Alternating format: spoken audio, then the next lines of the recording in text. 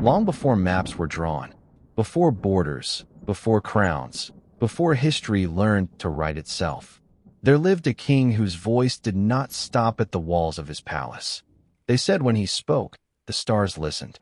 His name has been lost to time, erased from stone and scroll, but his legend survived in whispers, passed from desert to mountain, from firelight to firelight.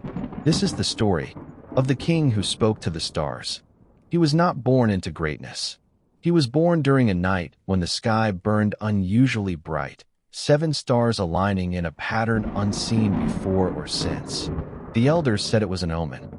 The priests said it was dangerous. As a child, he stared at the night sky longer than other children dared. While others feared the darkness, he listened to it.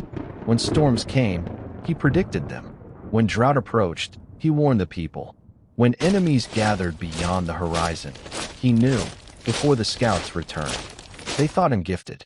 They were wrong. He was connected. One night, after ascending the throne, the king climbed the highest tower of his kingdom.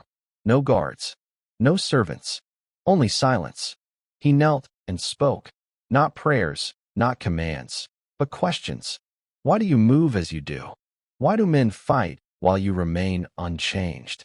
Why does destiny bend for some and break others? And then, the wind stopped. The stars shimmered differently. And in his mind, not in sound, but in understanding, answers came. Not words, truths. From that night onward, the king ruled with knowledge no mortal should possess.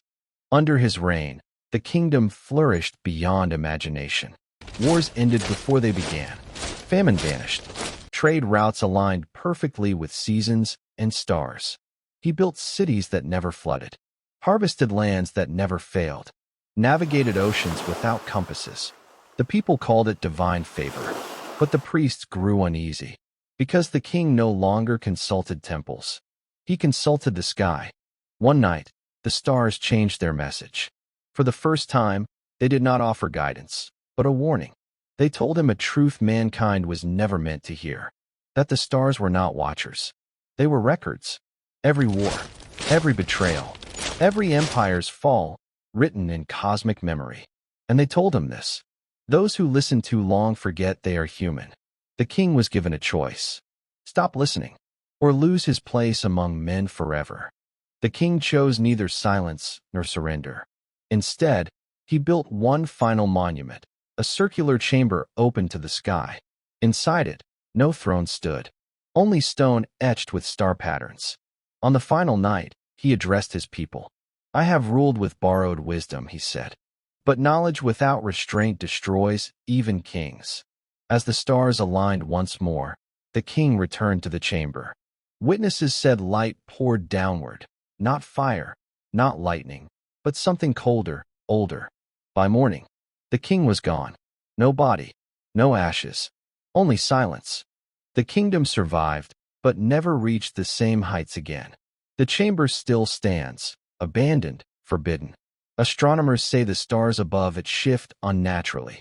Some believe the king ascended. Others say he was erased.